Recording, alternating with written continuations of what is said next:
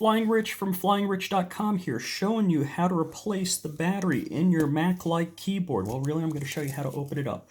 So this is the Logitech K750. I really like it. I'm going to throw a link in the description below for how to get it.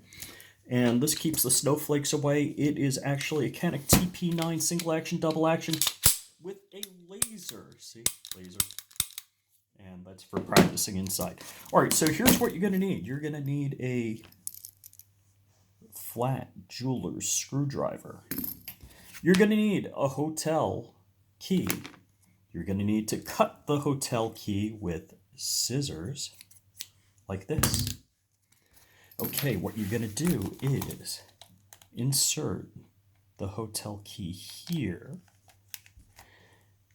and then in the middle of this, just push down and forward, and there'll be a little slot that you can continue to push right here and pull it out all the way. Now, this battery is not your regular 2032 battery. It is a rechargeable one. I'll include a link for it in the description below. Enjoy, guys. Have a good day.